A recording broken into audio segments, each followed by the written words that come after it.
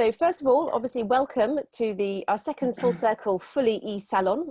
The first speaker this evening, who's already been to Full Circle in real life a couple of times, so we're really delighted to have him back. I'd like to introduce Julian Baggini. So he's a British philosopher, the author of several popular books on philosophy, and he often links philosophy to everyday life and what's going on around us, which is why we thought of him for this session about how philosophy can help us manage our way through this current COVID-19 crisis. He first spoke at Full Circle in October 2017 on the subject of truth and falsehood and what it might mean for us to all live in a post-truth world. And he was back again in November, as he's a prolific author, and he'd already written another huge volume, which is a global overview of human thought, covering the West, East Asia, and Muslim world, and also philosophies transmitted through oral traditions. Tonight, he's only got about a maximum 15 to 20 minutes of speaking time. So he's hopefully limiting his remarks to how philosophical practice can help us understand and get through the current situation. And he'll be followed by a Full Circle member, Zuzana Kasanova, who's based in Belgium. She's a neuroscientist who studied the connection between the brain and human behavior at the universities of Maryland, Maastricht, and who is now at KU Leuven. And she obtained her doctorate in 2015. And as a researcher, she researched motivation and stress resilience in mental disorders in the mental health care sector. And she's currently a program manager at the KU Leuven Research and Development Unit, bringing scientific innovations to market. She'll be taking a more hands-on approach to our subject this evening, looking at mental health and balance. And she'll be sharing with us some of the latest published mental health research, which has come out since the pandemic came and sort of overtook all of us.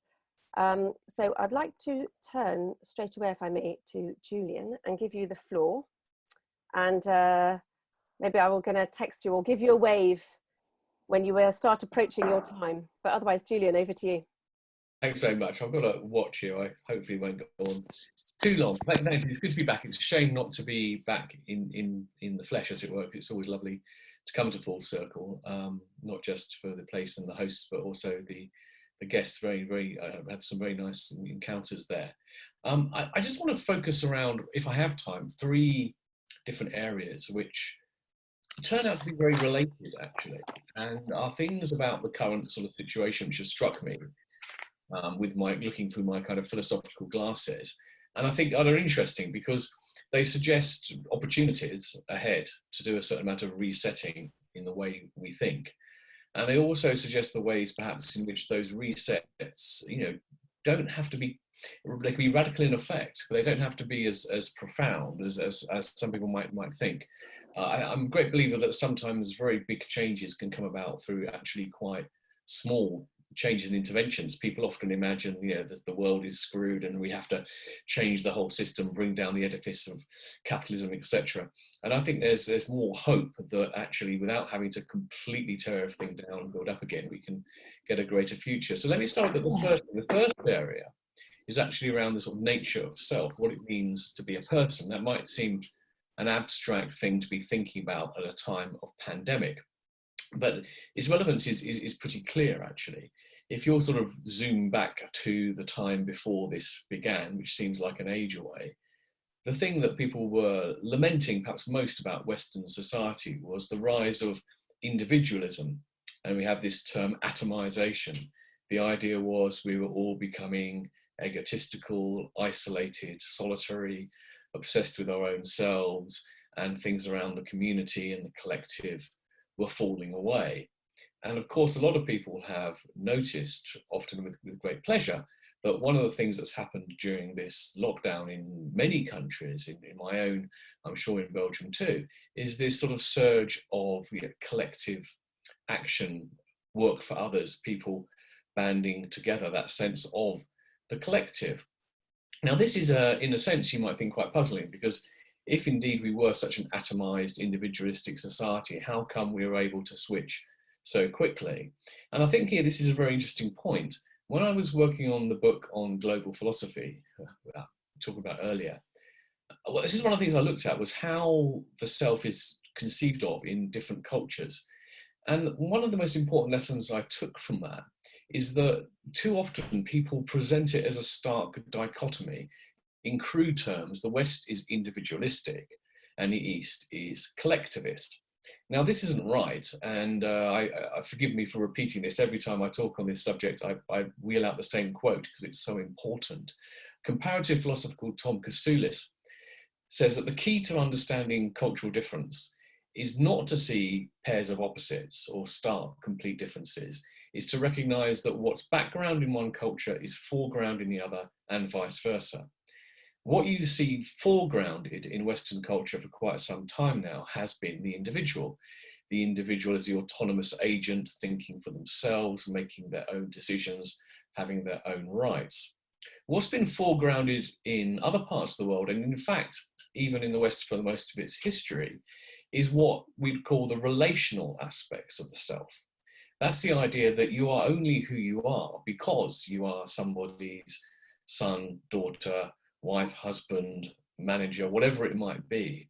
It's the network of social relations that make us who we are.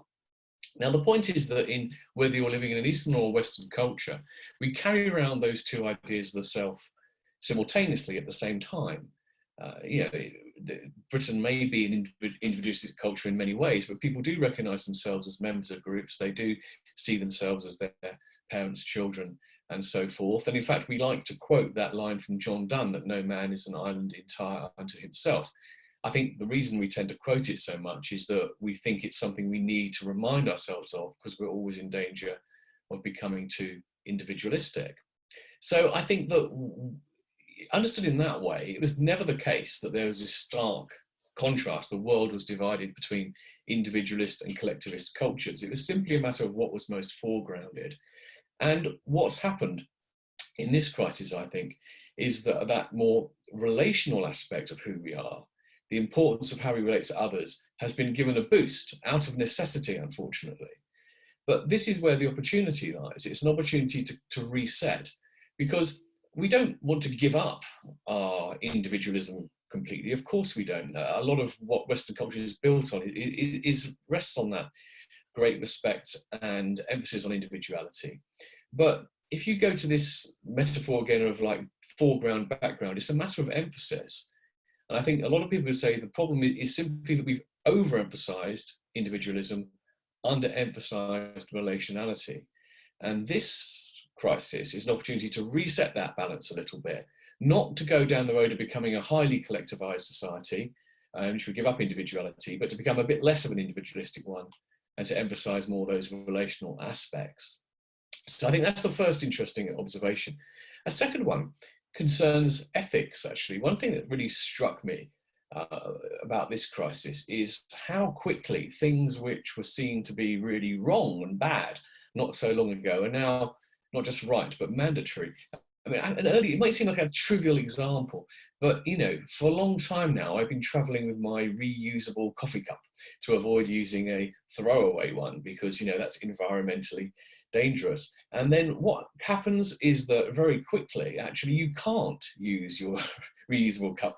Everyone forces upon you the disposable one. So this thing, which only a little short while ago was an environmental sin, is now a kind of public health necessity. There are more serious things, of course. I think the emphasis around the public good over private interest. Companies who until very recently have been permitted, as long as they don't do anything really harmful, just to pursue their own private profit, are now expected to do things for the public good. They're expected to pay wages to staff even though they have no income. They're expected to give priority to vulnerable customers and so forth. And this is a huge shift in what we expect from private organizations and the state as well. I mean, until very recently, people would have been in horror at the powers that states have been given or taken for themselves now. And at the moment, we think that that's wonderful. Now, these are fairly big changes and they're moral changes. Now, in a way, you can say there's a very simple way of explaining that. It's that, of course, any moral principle has to be context dependent. If the situation changes, you have to shift the way you apply your principles. I think that's true, but I think that in a way, what this situation has revealed is how deep and profound that goes. I think that particularly in the Western tradition of moral philosophy, people have held out the hope that you can get these kind of universal moral principles which apply for all people at all times and all places. And the element of the particularity of particular cases and being sensitive to context has been somewhat played down. And I think what this crisis is really emphasizing, is really bringing home, is actually ethics isn't like that at all. And I think that's because if you understand what ethics is properly, you can see why. I think we've kind of inherited the wrong idea of morality, perhaps because of the Judeo-Christian tradition that we have, where we see that morality is essentially something that resides in the heavens, in an eternity, in some abstract realm, and we aspire to it. There's a more humanistic notion of ethics, which is that actually ethics and morality are about the regulation of human conduct for the benefit of all, including ourselves. And there are traditions where that's much more to the fore. China and lots of parts of East Asia are built around Confucianism. And Confucianism, there's a phrase people hear about the way of heaven in Confucius, but the way of heaven is really not much more than an understanding of the natural order of things. In fact, there's very little, or perhaps even nothing, transcendental in Confucianism. It's simply about how to have an ordered society, an ordered family, and ordered communities. So I think that here we've got an opportunity. And so one of the important things about Confucianism, which it shares with Aristotle, is that it's not very keen on really rigid principles. It's more about the idea of building moral character.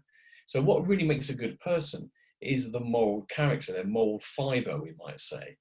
And again, I think we've seen this illustrated. If you see how many, we've seen this illustrated at the corporate level, actually. There are companies and organizations which responded very quickly doing the right thing, even though there's nothing in their ethical code of conduct or their principles which told them what to do in this, for lots of people, unforeseen situation. They did the right things, they had a very good ethical culture, and that's the same as having a character as an individual. Other organizations behaved very badly and took government handouts while laying off staff and so forth, even while the top people had a lot of money. And that showed a kind of a lack of moral fiber, a lack of moral character. So again, so I think this has cast a light on something very important about ethics, which I think we can take forward. That we don't need some sort of divine transcendent system to govern right or wrong. It's all about simply trying to do what's best for everyone in society. And actually, the key to that is building good moral character. And I think that's something I think is very important in the corporate sphere, actually, and I like to see a lot more of. Because I'm probably going on, I'll try and be brief on the third point. The third point actually concerns knowledge. Now, a lot of people would say that we really don't know what's going on. There's a lot of uncertainty in the current situation. And I think that's really just highlighting something we've always known, really, that there's certainty when it comes to abstract principles. Mathematics, 2 + 2 = 4, that's all very good. But when it comes to the real world, you never know what happens if you take two things and put them together with another two things. They might obliterate each other, they might multiply, they might simply add up. Who knows? You don't know till you've looked. And in governing the real world, in understanding the real world, there's a huge degree of uncertainty. And in this case, it's an uncertainty which has real difficult consequences. But more important than the uncertainty is the fact that we have to recognize in this situation that finding the closest approximation to the truth is a collective effort, that it requires, it's not just about deferring to scientists even, actually. I get quite frustrated that our government claims simply to be following the best scientific advice, but science doesn't actually give you policy. Science gives you important information, and policy then has to be based on it, and it doesn't flow automatically. And I think sometimes the politicians are not taking responsibility for that. They say we're simply following the science, as though science gives you policy prescriptions. So we've got that kind of a new respect, perhaps we've refound our respect for expertise, paradoxically, whilst also recognizing the limits of expertise and accepting the fact that not everyone knows everything. Now, these three things I've talked about, the nature of the self, the nature of ethics, and the nature of knowledge, may seem quite different, but you might have noticed they have something all in common. And what they have in common is that in all three areas, we're seeing how important the social dimension is for those things. Again, in history, in the Western imagination, the self is an individual. Ethics is kind of principles we learn from. They come from above. They're kind of concrete and simple. And knowledge also. The image we have of the knowledge seeker is of, you know, the thinker alone, like Descartes doing his meditations, concluding he thinks, therefore he is. And actually, all these things that's kind of a myth. That we come to our ethics. Ethics is a social construction. It's something we only can get to together. Knowledge is something we can only get to together. And actually who we are ourselves is something we can only come to with others. No one is the product pure. No one is the author of their own being in that pure sense.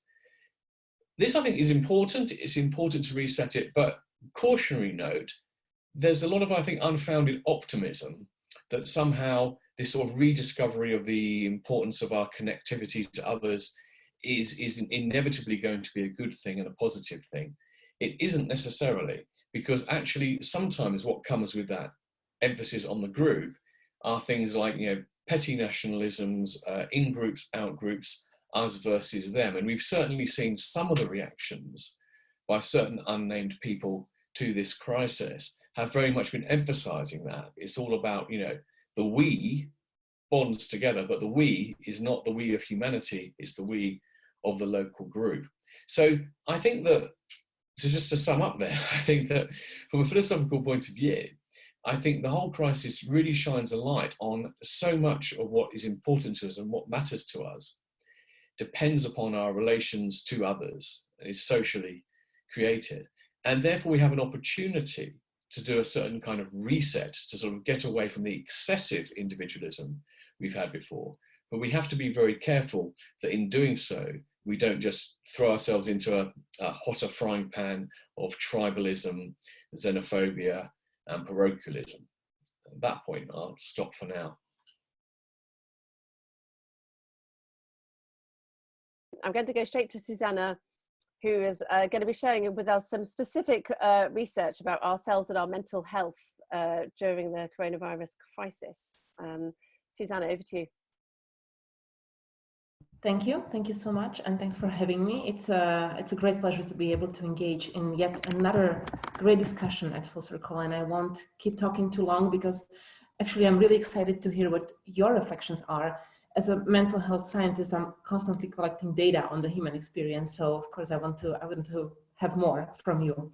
So that's actually what I've done for the past 12 years, and I'm looking at the current crisis through that lens. I'm noticing that mental health has been receiving quite a bit of attention. It is relevant enough to make it the subject of the first few minutes of each Zoom call with our colleagues. And it's flooding our social media and other media.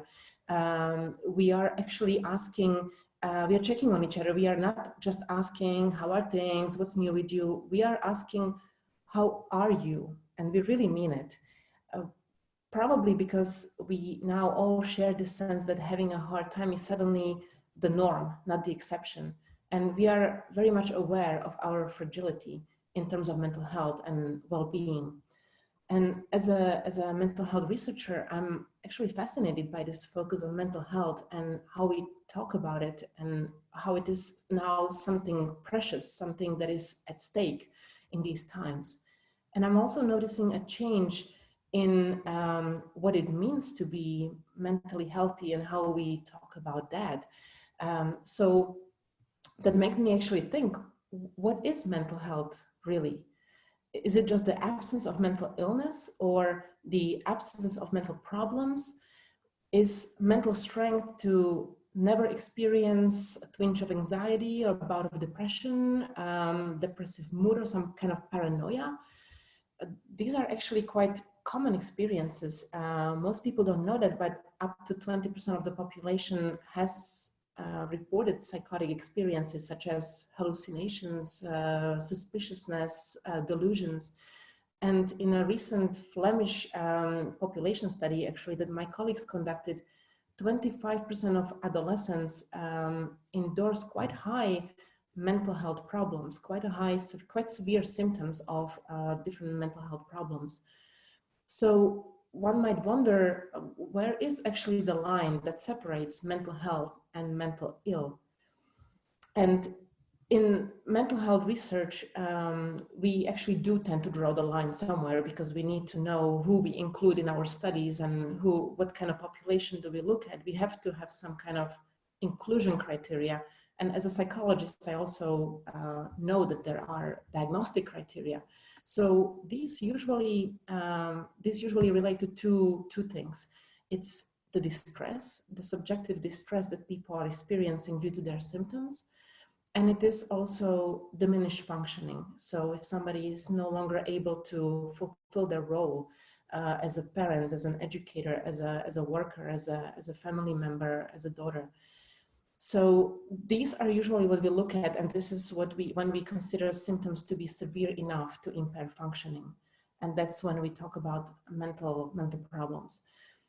But in this COVID crisis, actually, if you think about it, all of our roles have been affected, and they have changed. And what I hear constantly from people who are not in mental health research, who don't think that way, they are constantly talking about the inability to focus, that they are obsessively checking the news, that they are more irritable with their children, and they don't feel like they are good parents anymore, or that they don't feel like they are productive enough or concentrating enough on their work. So people are sharing actually that they are not functioning up to the level that they used to. And since we check on each other a lot more now, we also hear more that people are actually quite distressed. So what does that mean? Are people then so affected that we now can consider ourselves shifted towards mentally ill? I actually don't think so. I don't actually think that we can make that distinction. And I think maybe we can start to think about it differently, and we can start to see the mental health and mental ill there is actually, the line is quite fuzzy now more so than before, but it always has been. And maybe it is more meaningful now to do away with these mental disorders as categories and problems, and maybe talk about them as personal crises that somebody struggles to recover from. And this concept of recovery is actually crucial here, because there is quite a bit of research done on stress recovery. So how do people experience stress and how quickly they bounce back from it? And actually the way we experience stress is actually a potent trigger for psychopathology, for mental problems.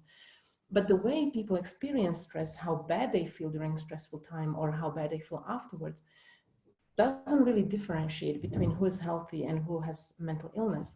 What does seem to be a good differentiator is how quickly people bounce back, how quickly they recover from, it can be just a small daily hassle like missing the bus or having an argument with a coworker, etc. But how long does it take to come back to where we were before emotionally? That seems to be a very important concept in mental health. And this actually relates very closely to the concept of resilience. And there again, we have to ask ourselves, what is it really? Is it, again, just the absence of mental illness in the face of adversity? The term resilience has actually been used quite a lot, and talking about rebuilding the society to be more resilient, rebuilding resilient industries, resilient healthcare. And what is meant by it often is one that is impacted by the crisis, by negative events, but one that keeps on functioning as if nothing was happening. So the damage is contained and we keep on going as if it never happened. But in mental health research and in resilience research, that's not really how we think about it. It is not just the passive ability to remain unaffected by difficult events. Actually, it is the capacity to experience distress or pain and then bounce back, often by employing some coping strategies, by actively doing something to bounce back. And here I would also like to emphasize experience. So it's not about not getting down and not feeling bad. In fact, it's actually essential to allow ourselves to fall apart a little bit first, and then bring ourselves back up, and sometimes maybe even stronger or wiser than before. So there's been actually quite a lot of research on resilience in the face of trauma. And we know that there are several coping styles that people use to recover or to deal with difficult situations. And this can be anything from denial or distraction, trying to think of something else, trying to pretend that it never happened, to self-blame. This always happens to me because I'm no good, I failed again. Fatalism, this is just my life, this is just how things are for me. But there is one new kid on the block in resilience research, and that's positive appraisal.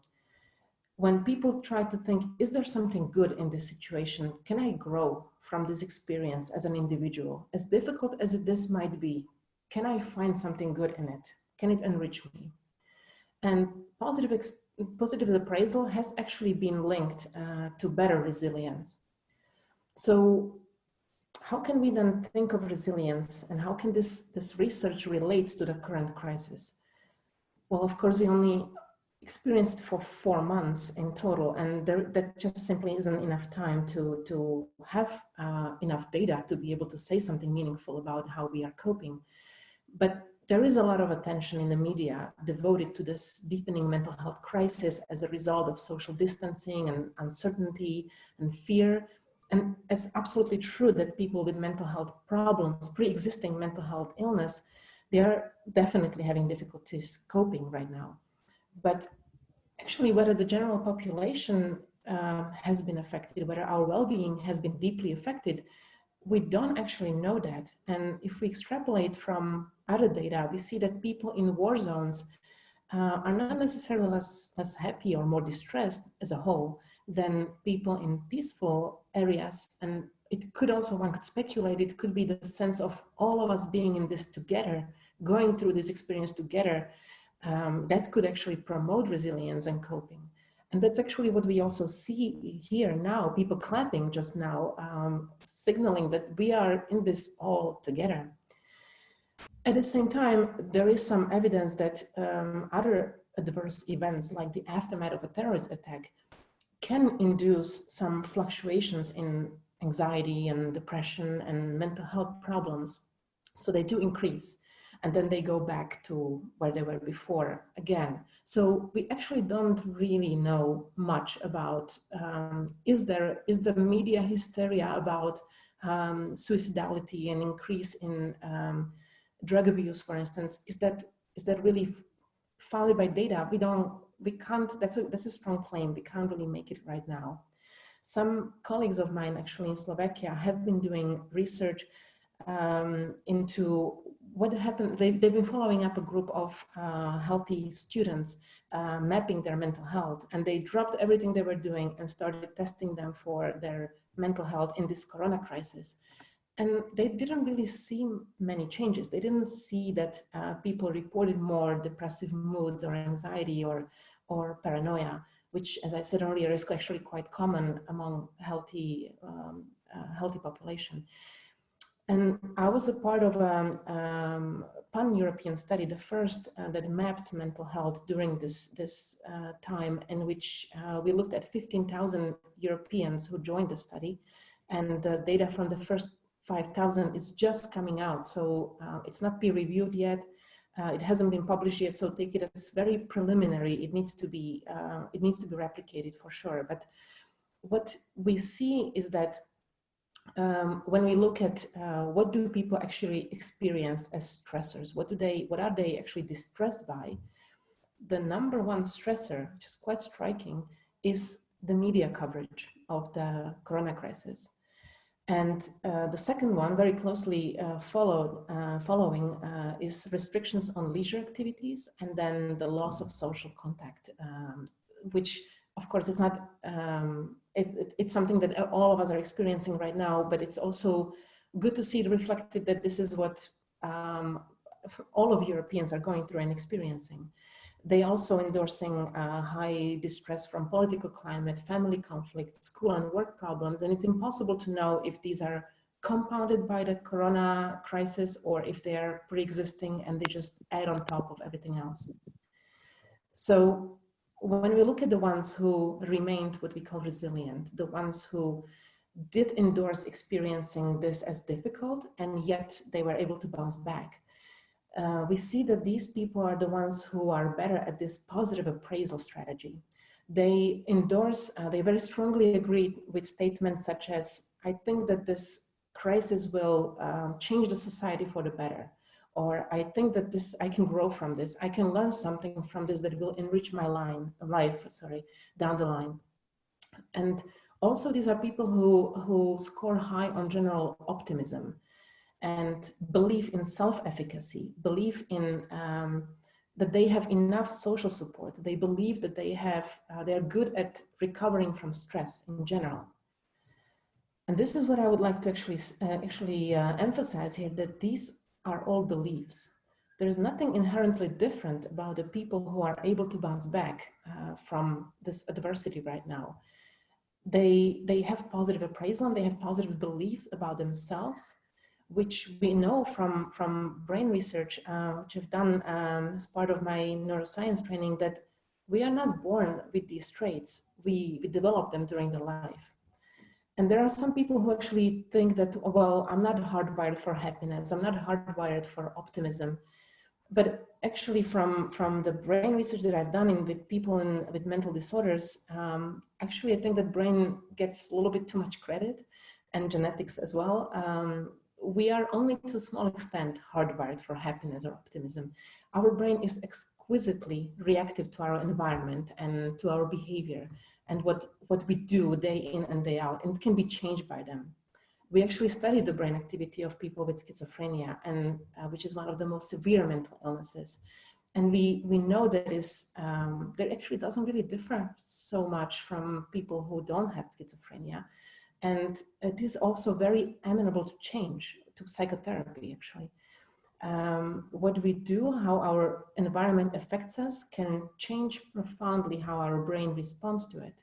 So optimism and positive appraisal can become our second nature. But there is also the other side of the coin. So trauma and stress experience, particularly early in life, can exhaust our coping mechanisms and resources. And I truly believe that our environment and life is always capable of overwhelming even the most sturdy and resilient of humans. And they are the ones who need care and help, definitely so. But even the ones who already had mental illness, in our study, the European study, they benefited from this positive appraisal and positive beliefs about their ability to cope, in that they had less mental problems during this time than people who didn't have this ability to look at things from a positive angle. So to sum it up, I would like to say that our genetics, our brain, they're not our source code. They just set the stage, and our environment and how we relate to it, how we respond to it, is what directs the play. And in order to be resilient, we shouldn't really strive to be unmoved or unaffected by our circumstances and negative events inside us and around us, but maybe nurture the ability to experience pain, suffering, distress, and maybe even the ability to experience personal crisis every once in a while, but cope by maybe trying to find something good in the situation and seeing it as an opportunity to grow. Okay.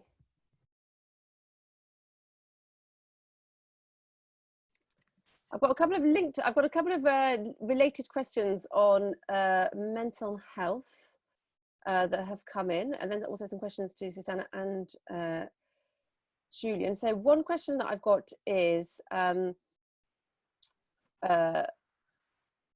Belgian government has been criticised for taking a more, understanding version of lockdown, allowing people to go out a lot more than in some other countries that we've been seeing on the news every day.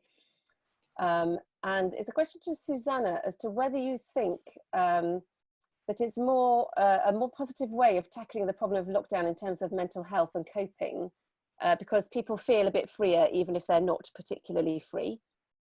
And then to Julian, would you say that giving people slightly more decision-making capacity during a lockdown Would you say that's ethical, given that if it's not handled properly, the impact could be catastrophic? And then before I come to you for your responses, I've got another question as well from Ellie, which is about whether it would be helpful to us in terms of mental health and examining mental health questions, if we look at Indigenous people and how they manage mental health challenges. And apparently some Indigenous people view mental health challenges as gifts.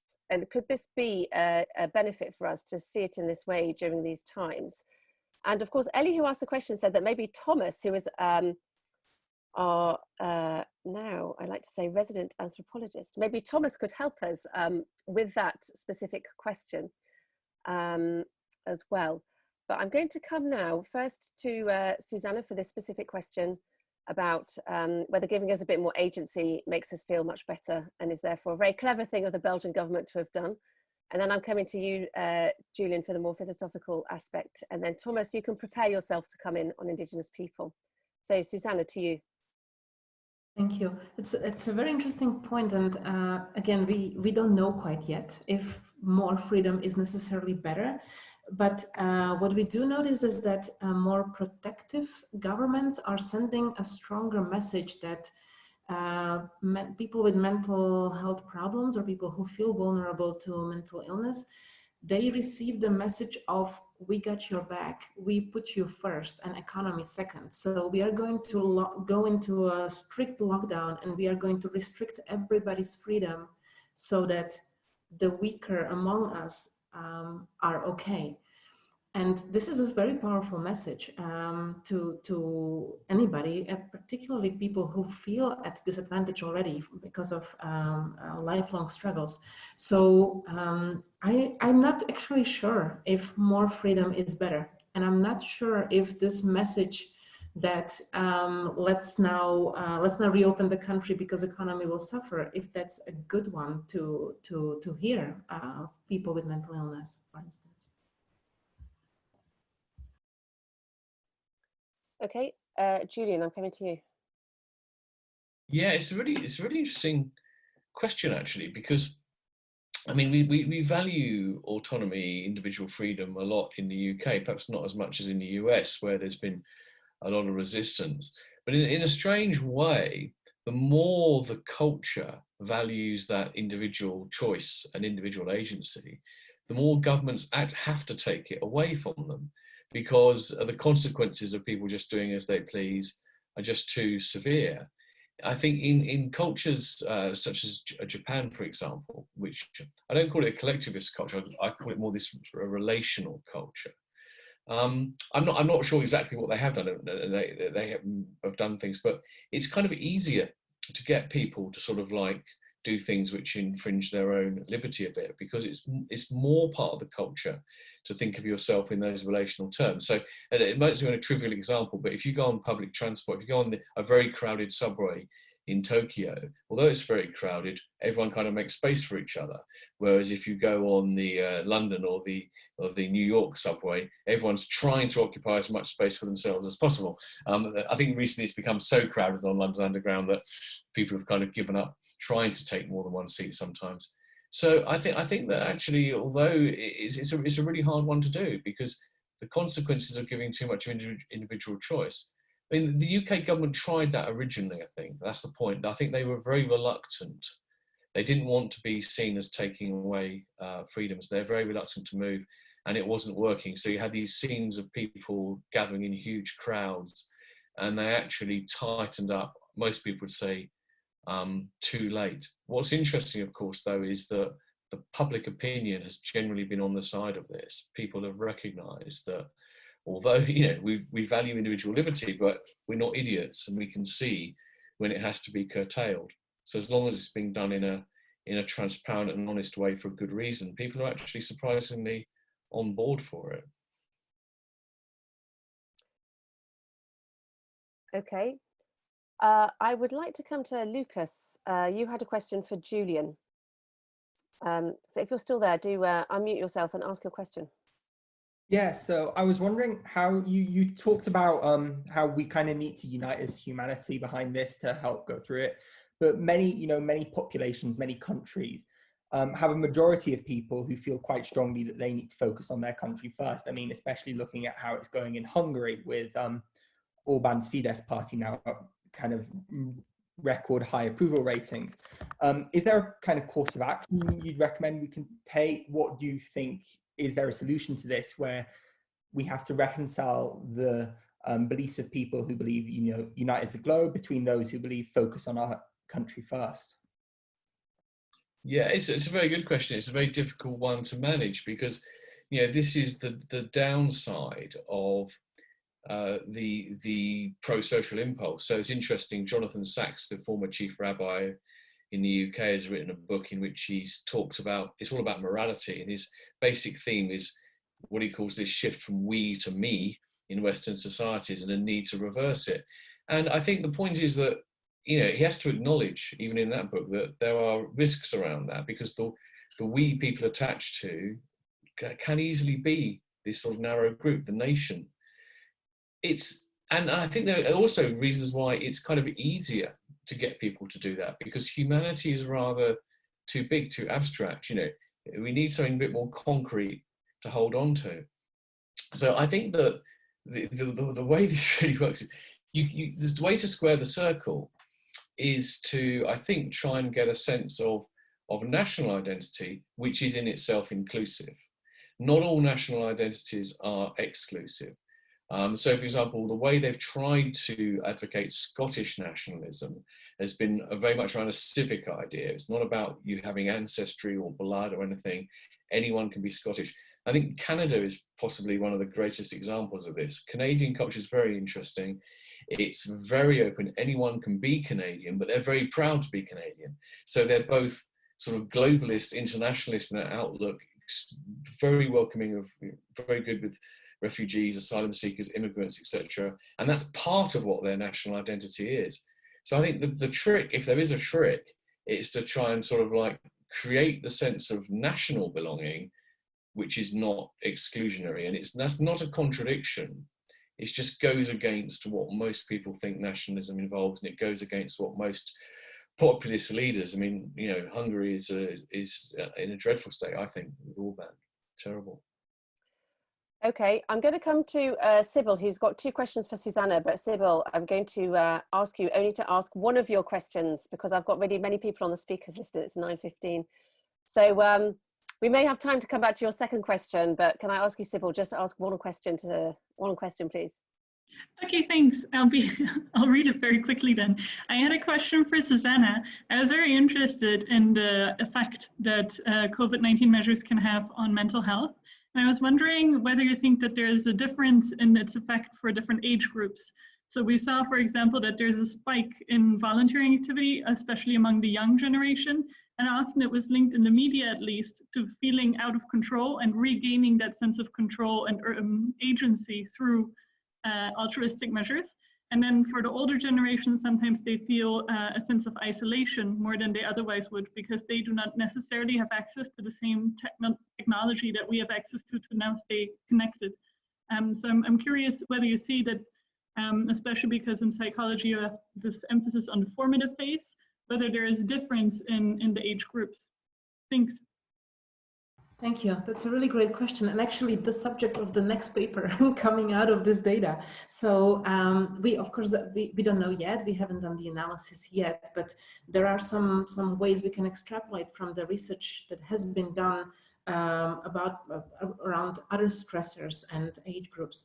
And indeed, what we see is that the earlier trauma or stressor happens, the worse it is. So we actually differentiate between early and late childhood trauma. So before 6 is worse than before 12, and before 12 is worse than before 16. So definitely there is an effect on the formative years. And we will still continue to study this, and probably will see effects of this period of time in people in 60, 70 years. And in terms of the connectivity to others through media, we also talked about it in our breakout session, that young people have maybe more accessibility to, more access to social media and the contacts and the ability to be always connected. But this is quite a bit of a double-edged sword. And there is also research that shows that social media can actually help train social skills. It's kind of a low threshold way to low-key interact with others from a safety. But it also, the safety and anonymity promotes bullying and mean behavior that can have very detrimental impact on mental health. So we used to think that social media was all bad. Now we think it's actually also kind of good.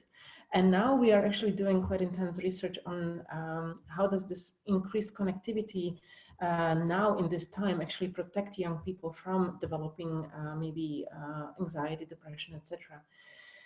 When it comes to older individuals, they were already at risk because they are a risk group as it is. So this is something that has been also in the study endorsed as a high stress situation. Being older means that your health is at stake.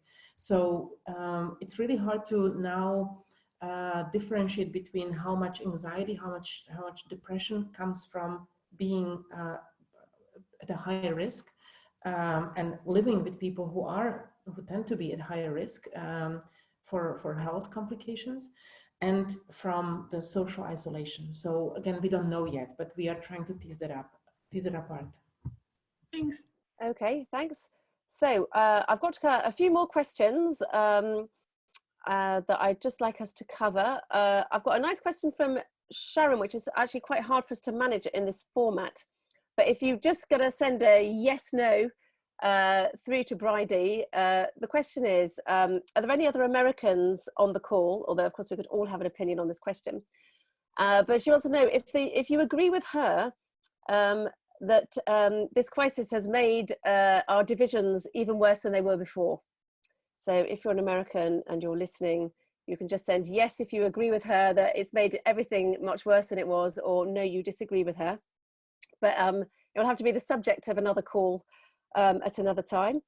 I had a question about if the media coverage is something that generates so much stress. Why don't the media themselves realize that and stop being so negative and unhelpful? And then Julian, I think you also wanted to raise some points with Susanna as well, directly in relation to that. And fine, but before I come to you with these questions, I want to ask Thomas, if you're there, if you have a response in respect to Indigenous communities and whether we could learn something from seeing, you know, having mental health issues being a gift. Yes, I think it's interesting to discuss this in the broader context of what we've been talking about this evening, because the boundary, as it were, between mentally sound and being mentally ill is destabilizing. Just as everything else is being destabilized in this society. So there may be something to learn, not only from Indigenous people, but even from our own recent past. Because, you know, when I grew up in the 1970s in Norway, we had people who were eccentrics in our town, who would not have been around today. I mean, they were sort of walking around with bicycles and they were collecting bottles and depositing bottles and they were speaking, you know, in sort of strange ways and so on. But nowadays they would have been heavily medicated and institutionalized. So the boundary between being sound and being ill has been moved. And there is a paradox in our society in the sense that we celebrate individual freedom and individual choice, but on the other hand, there are only so many ways in which you can be a successful, as it were, individual. So that sort of gap is being closed between being a fully fledged member of the sort of well-functioning neoliberal society and not being so. Whereas in some indigenous groups and in some traditional groups, they draw the boundary elsewhere. So quite clearly, this is part of the general destabilization that we are going through now, through this general, you know, cooling down, as it were, of the overheating world society that we've been talking about today. Okay, thank you. I've got a question from Anna. Anna, if you're there, would you like to ask your question? Hi. Yes, I I wanted to reflect about the fact that this crisis has brought about the issue of expertise a lot. But in my view, it has also highlighted the vulnerabilities and the fragilities of our knowledge systems. You know, there are truly no experts in this situation because we're dealing with the complex, with the challenging, with a constant, rapidly changing reality. And the rhythms of science and the modes of doing science are actually slow. It takes a lot of time for us to have answers. We're not good to help people make decisions because our standards are quite different from we can't respond to the pressures of reality. You know, we have data, but policymakers have to deal with the uncertainty. So I think this is an opportunity and to put up a call for the development of more complex and more integrated modes of thinking. And for this to be embedded within science itself in a close collaboration with other modes of thinking. So I'm wondering, what kind of role can philosophy have in this? Can we pressure science on this? Can we put a call on society? Can we educate the media better to be able to report complexity, to attend to complexity, to challenge our modes of thinking? And could this be an opportunity? Julian, I'm coming to you with that. Yeah, no, very good point, actually. I think that expertise, actually, this reminded me of a Dutch bioethics conference which I spoke at, in which I was, you know, is there such a thing as ethical expertise? And the sort of conclusion I sort of came to, which is actually way before I was doing this global philosophy stuff, was that the expert in medical ethics is the committee. It's a collective thing. You know, you can't, no individual is a moral expert, but collectively we can have that kind of expertise when we bring a group together who each have the relevant expertises. And I think that part of the problem with modern academic life, which is widely recognized as it's far too compartmentalized. Everyone says yes, yes, yes, and they do interdisciplinary work. But even then, it tends to be no more than like two disciplines. Interdisciplinary is generally sort of bidisciplinary. And I have this dream job, which someone needs to give, well, not me, but I'd like it, but someone's having it, which is like, you know, professor of synoptic studies. I think that in these great institutions of learning, there needs to be doing a lot more to bring together the different threads of these knowledge, because by themselves, there's incredible expertise and knowledge, but when it comes to practically applying it to the real world, you inevitably and always have to have several streams of expert knowledge in order to make it useful. So yeah, I think I agree with Anna's point. I don't think philosophy has a particular role in doing that. Philosophy has been as guilty of over-specialization as any other discipline. I think it's something for perhaps people outside of academia to push for. Okay, I'm going to come to you, Susanna, on that question, and then Justine, because we're coming towards our closing time, even though the chat thing is going really crazy, but I'm following it on the right. I'd like you also, to, in your answer to the question and then your concluding remarks, if you'd like to come up with something which each of us should be able to action. So some point that we can make actionable in some way, you know, arising out of our full circle experience this evening, that would be really great. And then Julian, I'll come back to you and ask you for your concluding remarks as well in a couple of minutes. So Susanna. Yeah, so first to maybe touch upon the previous discussion and the answer to the question, I actually think that there is no better time to be in science than now. It's been absolutely fantastic to see all of my fellow scientists drop everything they were doing and refocus and use whatever resources they have to try to come up with answers, guide us in some way. The problem and also the benefit of science that we treat data opposite to in a court of law. We treat data as always lying until proven otherwise. So we look for more evidence before we dare to make a conclusion. And this has been the plague in science all along. But also, I don't think that actually it's the expertise and scientists who are not being interdisciplinary enough, or there are actually incubators of new ideas in institutions such as KU Leuven, but there is no funding scheme to actually support that. So there, being too interdisciplinary, having an architect and a medical doctor on the same team, you don't fit into any bracket, and you cannot apply for funding to support that kind of institution. So it's actually, I would return it back to the system, and I would give it back to the politicians to create a system in which interdisciplinary science can thrive and be faster and quicker and more agile. So that would be my answer to, and also my plea to the public to something to take away from this discussion as well. Okay, thanks very much. And Julian, back over to you. Yeah, well, actionable point. I think that hasn't come up directly, but I think that so often when we talk about this and we try and make sense of it, there's a tendency to kind of think that if we understand what's going on, we can sort of therefore then predict what will happen. And there's a kind of various different narratives of inevitability. Some of them optimistic, that we're going to come out of this more unified, more collective than ever. Others pessimistic, you know, it's going to lead to whatever. So I think actually the real sort of challenge, I think, is to sort of always remind ourselves to sort of challenge this myth of inevitability.